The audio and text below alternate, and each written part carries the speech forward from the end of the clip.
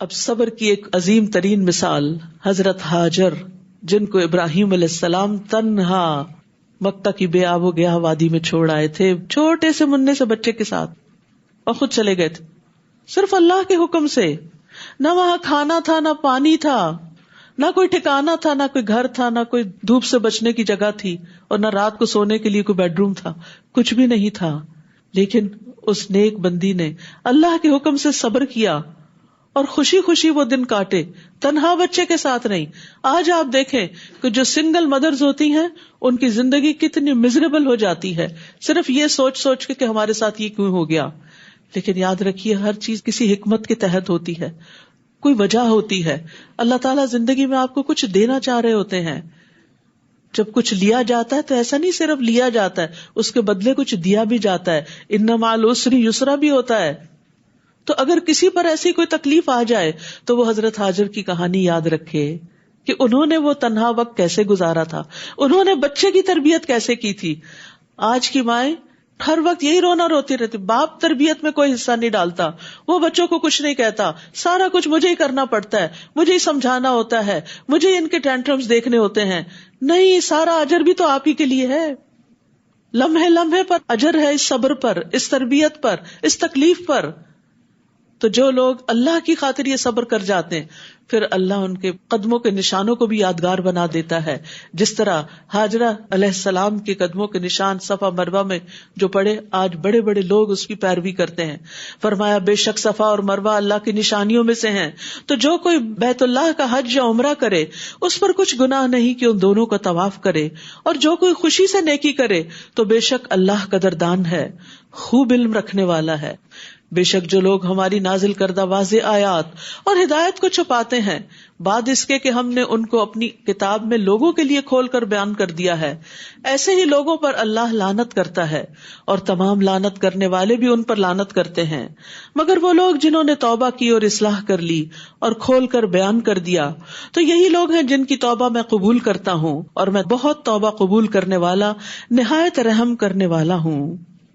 بے شک وہ لوگ جنہوں نے کفر کیا اور وہ کفر ہی کی حالت میں مر گئے، یہی وہ لوگ ہیں جن پر اللہ کی اور فرشتوں کی اور لوگوں کی سب کے سب کی لعنت ہے. یعنی وہ اللہ کی رحمت سے محروم ہیں.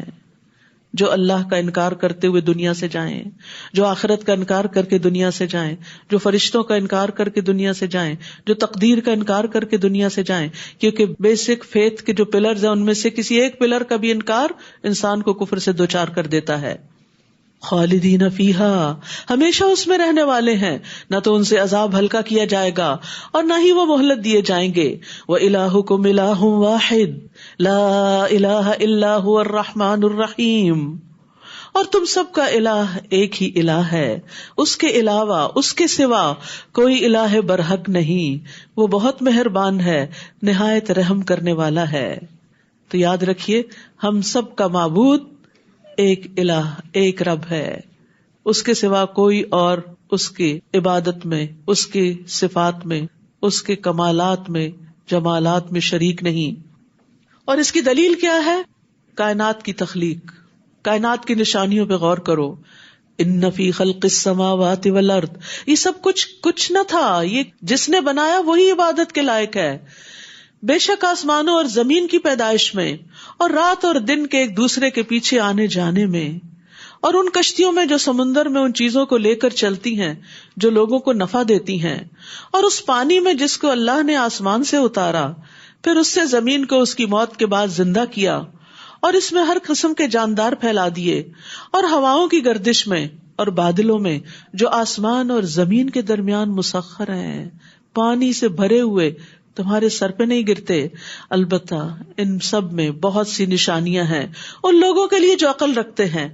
یعنی اگر کسی تک پیغمبر کی کوئی تعلیم نہ پہنچے، قرآن نہ بھی پہنچے، حدیث نہ بھی پہنچے، کوئی داعی، کوئی دعویٰ دینے والا نہ بھی پہنچے، تو یہ ساری نشانیاں دعوت دے رہی ہیں کہ ان سب کا بنانے والا جو ہے وہی عبادت کے لائق ہے. اسی کے آگے سر جھکاؤ، اسی کو یاد کرو، اسی کے لیے نماز اور اسی کے لیے قربانی اور اسی کے لیے صدقہ اور اسی کے لیے ساری نیکیاں کرو. تمہارے سارے کے سارے اعمال اسی کی محبت میں ہونے چاہیے. اور لوگوں میں سے بعض ایسے ہیں جو اللہ کے سوا دوسروں کو اس کا مد مقابل بنا لیتے ہیں اور ان سے ایسی محبت کرتے ہیں جیسی محبت اللہ سے کرنی چاہیے. تو یاد رکھیے مخلوق کی محبت, چاہے وہ آسمان و زمین کی ہو, چاہے وہ کسی انسان کی ہو یا کسی بت کی ہو, مخلوق کی محبت اگر حد سے بڑھ جائے اور اللہ کی محبت سے زیادہ ہو جائے تو وہ شرک فی المحبہ ہو جاتا ہے. تو اس سے بچنے کی ضرورت ہے, کیونکہ اللہ سبحانہ وتعالیٰ فرماتے ہیں والذین آمنوا اشد حبا للہ, اور وہ جو ایمان لائے وہ اللہ کی محبت میں سب سے زیادہ شدید ہیں, سب سے آگے ہے اللہ کی محبت میں. اپنے دلوں کا جائزہ لیجئے, اپنے اندر جھانک کر دیکھیے کہ آپ کی زندگی میں سب سے زیادہ اہم کون ہے, آپ سب سے زیادہ کس کو یاد کرتے ہیں, آپ سب سے زیادہ کس کے ساتھ بات کر کے خوش ہوتے ہیں, آپ سب سے زیادہ کس پہ بھروسہ کرتے ہیں, کس کے سپرد اپنے معاملات کرتے ہیں. جب آپ پر کوئی تکلیف آتی ہے تو آپ کس کو یاد کرتے ہیں, جب آپ کو کوئی خوشی ملتی ہے تو سب سے پہلے کس کو یاد کرتے ہیں, جب آپ کو کوئی مال ملتا ہے تو سب سے پہلے کس کے لیے نکالتے ہیں, کس کے لیے جمع کرتے ہیں, کس کے لیے صدقہ خیرات کرتے ہیں. تو جس کے لیے آپ یہ سب کچھ کرتے ہیں وہی آپ کا محبوب ہے اور وہی آپ کا معبود ہے. جو سب سے بڑا محبوب ہوتا ہے وہی اصل میں معبود ہوتا ہے. تو اس لیے اگر اللہ کو معبود مانا ہے تو پھر سب سے بڑھ کر محبت بھی اللہ سے ہونی چاہیے. اور پھر جس سے محبت ہوتی ہے اس کے لیے انسان بڑی بڑی قربانیاں کر جاتا ہے, باقی چیزوں کو پیچھے رکھتا ہے, اس کو آگے رکھتا ہے, اس کی پسند ناپسند کو سامنے رکھتا ہے. اور جو ایمان لائے وہ اللہ کی محبت میں سب سے زیادہ شدید ہیں.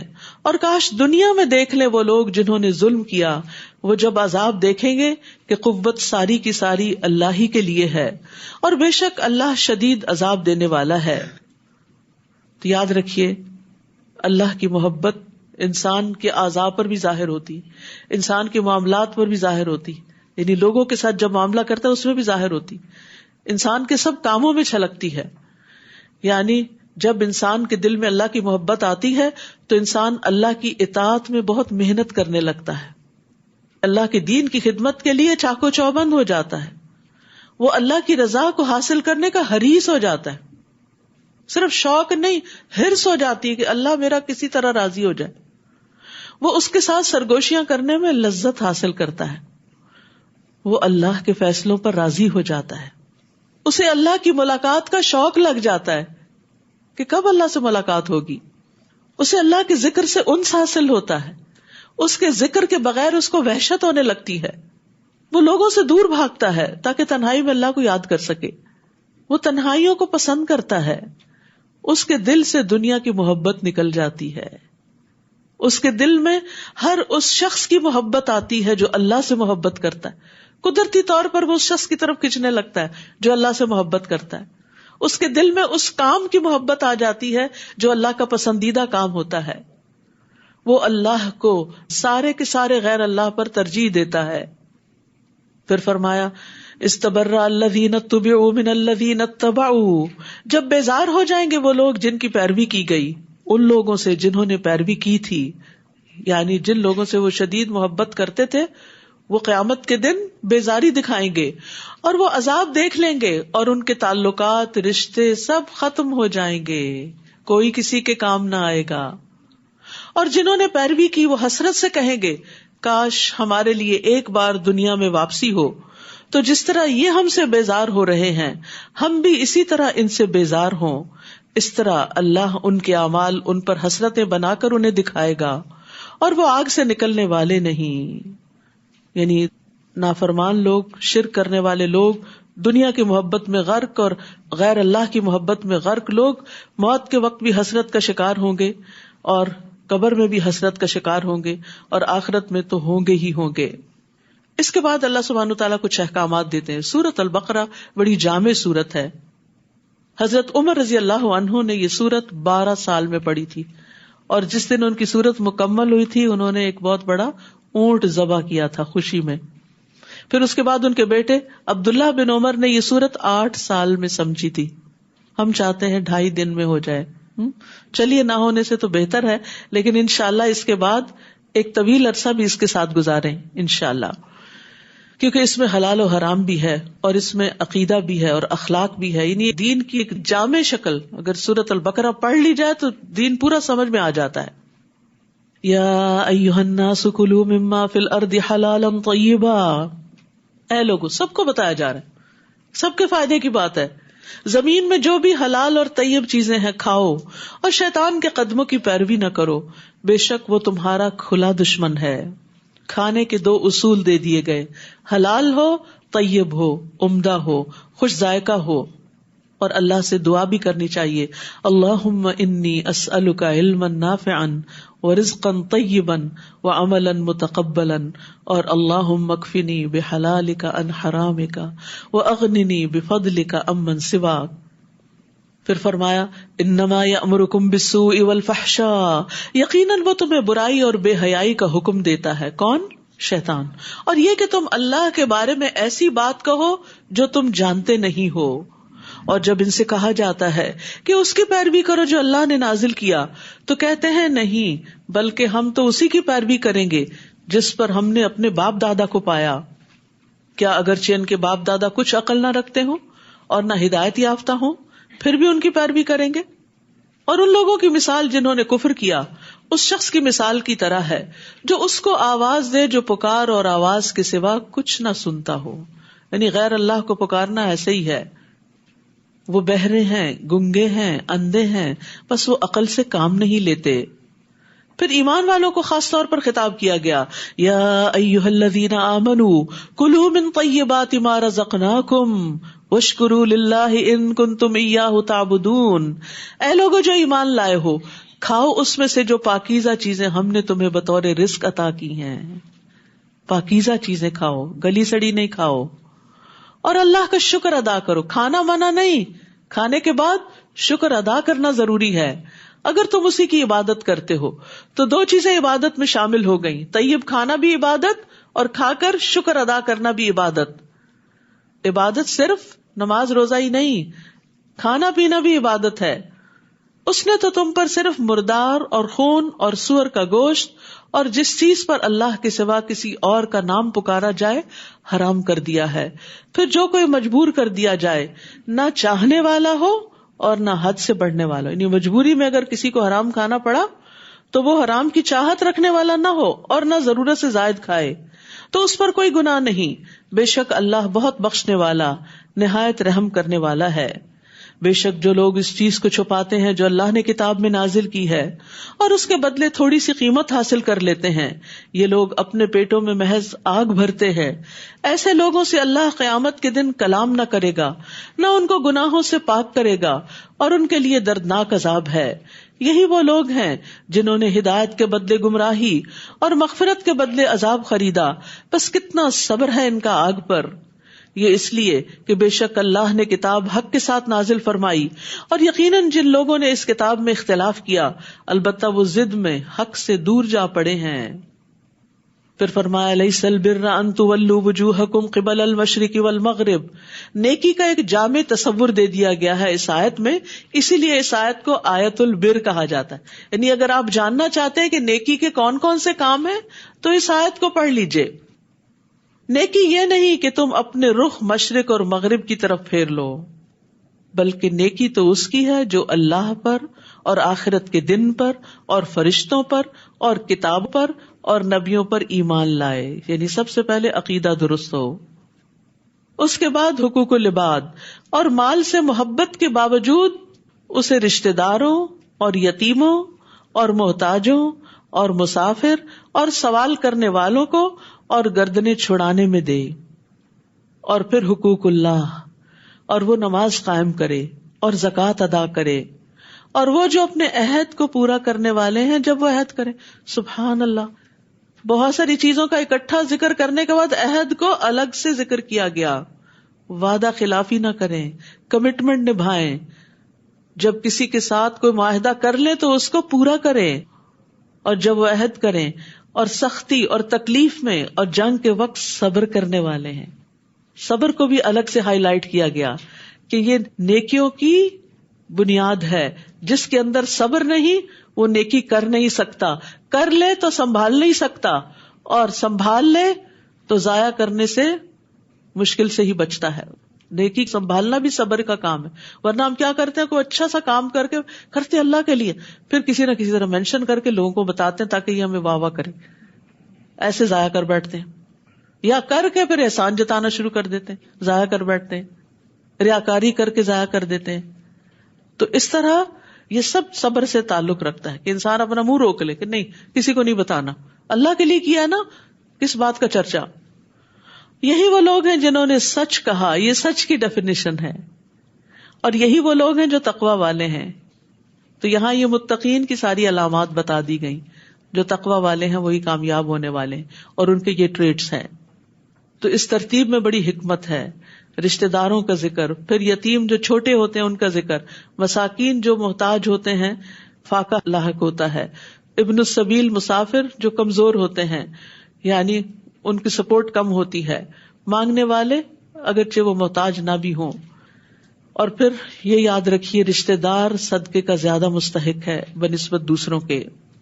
پھر فرمایا یا ایھا الذین آمنوا کتب علیکم القصاص فی القتلی، اے لوگو جو ایمان لائے ہو تم پر مقتولوں کے بارے میں قصاص لینا فرض کر دیا گیا ہے. آزاد کے بدلے وہی آزاد قاتل، اور غلام کے بدلے وہی غلام قاتل، اور عورت کے بدلے وہی عورت قاتلہ. پھر جسے اس کے بھائی کی طرف سے کچھ بھی معاف کر دیا جائے تو معروف طریقے سے پیروی کرنا اور اچھے طریقے سے اس کو دیت ادا کرنا لازم ہے. یہ تمہارے رب کی طرف سے تخفیف اور رحمت ہے. پھر جو اس کے بعد زیادتی کرے تو اس کے لیے دردناک عذاب ہے. یعنی دیت لینے کے بعد بندہ بھی مار دے تو یہ بڑے ظلم کی بات ہے. وَلَكُمْ فِي الْقِصَاصِ حَيَاةٌ يَا أُولِي الْأَلْبَابِ لَعَلَّكُمْ تَتَّقُونَ، اور تمہارے لیے قصاص میں زندگی ہے اے عقل والو تاکہ تم بچ جاؤ. یعنی آئندہ قتل ہونے بند ہو جائیں گے. اگر کچھ قاتلوں کو سزا مل گئی تو دوسروں کے لیے عبرت کا نشان بن جائیں گے. یعنی بظاہر تو زندگی جا رہی ہے لیکن یہ بہت سی زندگیوں کو بچانے کا سبب بن رہی ہے. جب کوئی مر جائے تو پھر اس کے بعد جو کچھ وہ چھوڑتا ہے اس کے لیے کیا کرنا چاہیے. کتب علیکم اذا حضر احدکم الموت ان ترک خیرا الوصیہ، تم پر فرض کیا گیا کہ جب تم میں سے کسی کو موت آنے لگے تو اگر وہ کچھ مال چھوڑے تو والدین اور رشتہ داروں کے لیے معروف طریقے سے وصیت کر جائے. یہ حق ہے تقوی والوں پر، یعنی متقی لوگ وصیت کرتے بھی ہیں اور وصیتوں کو پورا بھی کرتے ہیں. قرآن مجید میں دوسری جگہ بھی وصیت پوری کرنے کی تاکید ہے، اور وصیت اللہ کی طرف سے ایک صدقہ ہے.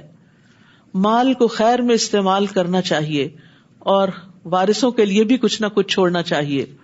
اور 1/3 مال کی وصیت کی اجازت دی گئی ہے ہمارے دین میں، 1/3، اور وہ بھی زیادہ بتایا گیا، باقی مال وارثوں کا ہے. تو اس لیے بہتر ہے انسان اپنی زندگی میں ہی اپنے مال سے اپنے لیے آگے اچھے اچھے کام کر کے کچھ بنا لے، کیونکہ جو چھوڑ جائیں گے وہ دوسروں کا ہو جائے گا. آپ کا وہ ہے جو آپ نے استعمال کر لیا، کھا لیا، پہن لیا، اور جو صدقہ کر دیا وہ آپ کا ہو گیا. اور جو آپ نے استعمال نہیں کیا، انٹچڈ ہے، وہ دوسرے لے جائیں گے، اب وہ استعمال کریں گے، اور یہ بھی نہیں پتا کہاں استعمال کریں گے.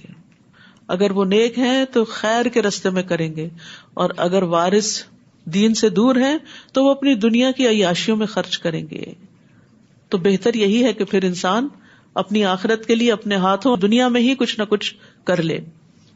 فَمَن بَدَّلَهُ بَعْدَ مَا سَمِعَهُ، بس جو شخص اس وصیت کو سننے کے بعد اسے بدل ڈالے تو بے شک اس کے بدلنے کا گناہ ان لوگوں پر ہے جو اس کو بدل دیں گے. بلا شبہ اللہ بہت سننے والا، بہت جاننے والا ہے. پھر اگر کسی کو وصیت کرنے والے کی طرف سے کسی طرفداری یا گناہ کی وصیت کرنے کا اندیشہ ہو تو وہ ان میں باہم اصلاح کرا دے تو اس پر کچھ گناہ نہیں. بے شک اللہ بے حد بخشنے والا، نہایت رحم کرنے والا ہے. پھر فرمایا یا ایھا الذین آمنوا کتب علیکم الصیام کما کتب علی الذین من قبلکم لعلکم تتقون، اے لوگو جو ایمان لائے ہو تم پر روزہ رکھنا فرض کر دیا گیا. فرض عبادت ہے جس طرح تم سے پہلے لوگوں پر فرض کیا گیا تھا. کیوں فرض کیا گیا؟ تاکہ تم متقی بن جاؤ، تاکہ تم برے انجام سے بچ جاؤ. روزہ ایک کفایت کرنے والی عبادت ہے. ابو ذر سے مروی انہوں نے پوچھا اللہ کے رسول یہ روزہ کیا ہے؟ آپ نے فرمایا یہ ایسا فرض ہے جو آخرت میں کفایت کر دینے والا ہے، یہ سب سے منفرد عمل ہے، خیر کا دروازہ ہے، جو ایمان اور ثواب کی امید سے روزے رکھے اس کے اگلے پچھلے گناہ معاف کر دیے جائیں گے۔ روزے کا اجر اللہ کے ذمے ہے، روزے کو اللہ نے اپنے لیے خاص کیا، اور پھر یہ کہ روزہ تقوی پیدا کرنے میں ایک بہت اہم کردار ادا کرتا ہے، اور جس کے اندر تقوی آ جاتا ہے اس کے سارے کام آسان ہو جاتے ہیں۔ من یتق اللہ یجعل لہ من امرہ یسرا، اللہ اس کے کام آسان کر دے گا۔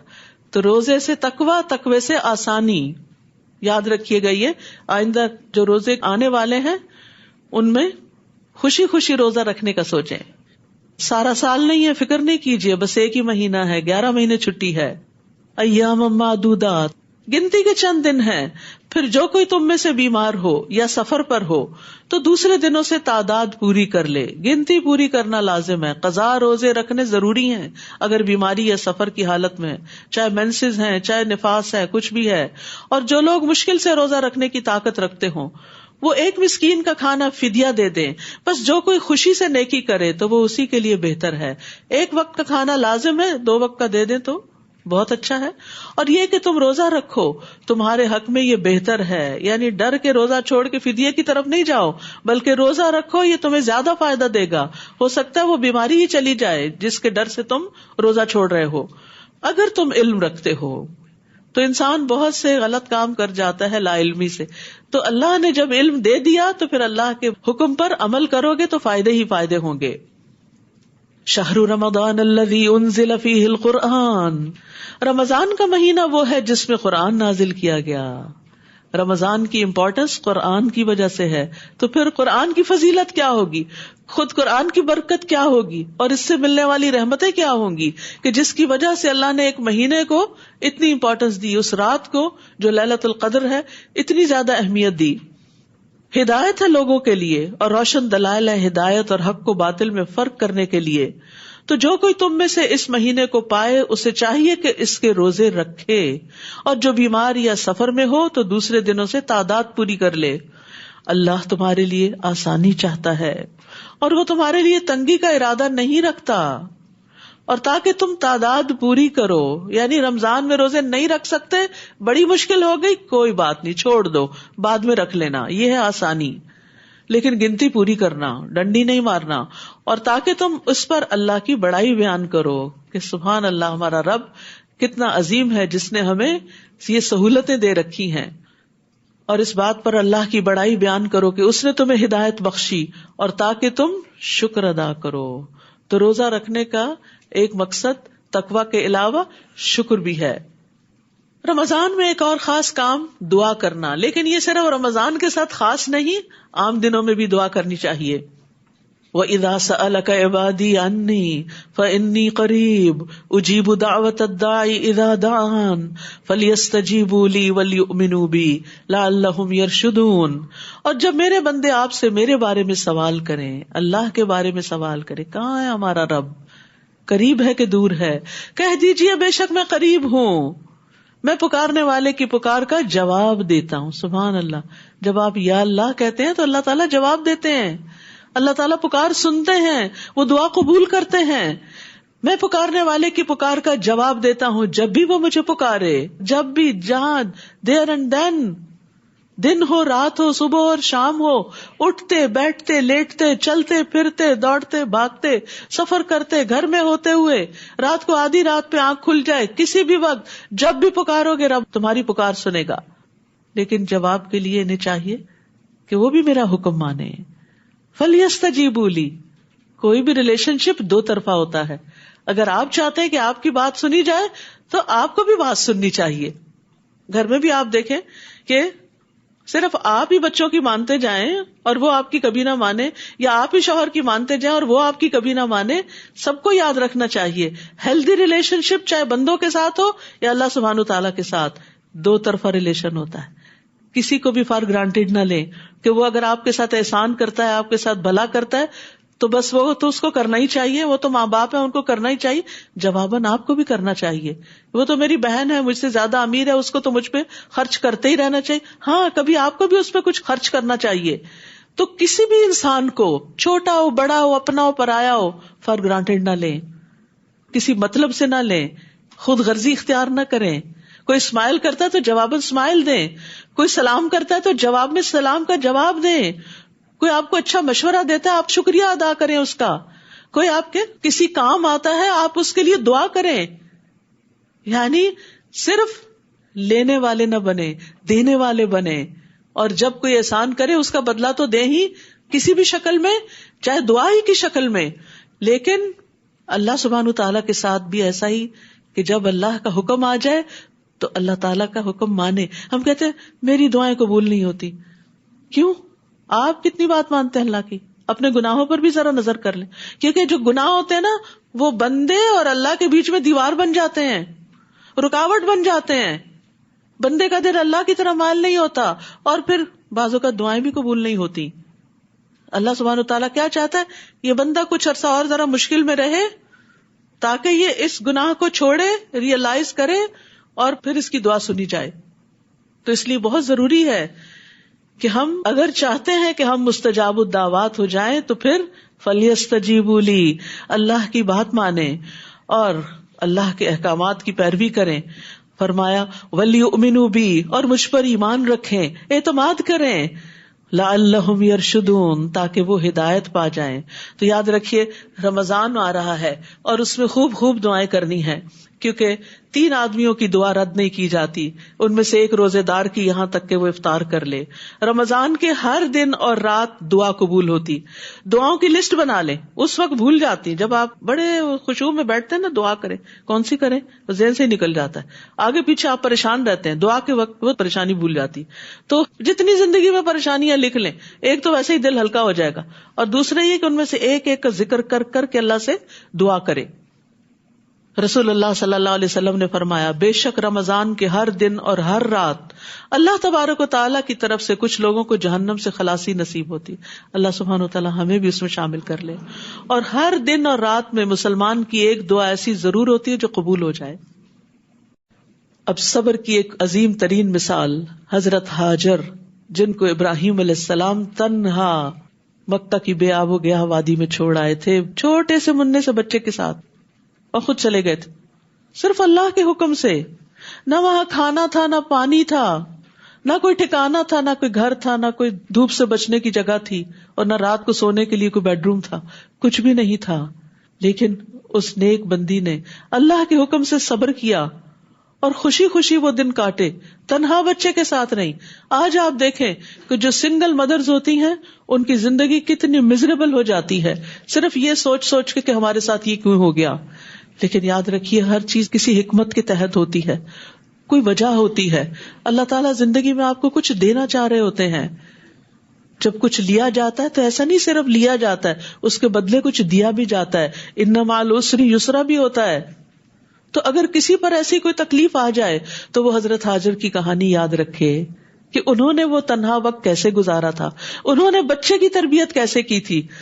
آج کی مائیں ہر وقت یہی رونا روتی رہتی، باپ تربیت میں کوئی حصہ نہیں ڈالتا، وہ بچوں کو کچھ نہیں کہتا، سارا کچھ مجھے ہی کرنا پڑتا ہے، مجھے ہی سمجھانا ہوتا ہے، مجھے ان کے ٹینٹرمز دیکھنے ہوتے ہیں. نہیں، سارا اجر بھی تو آپ ہی کے لیے ہے.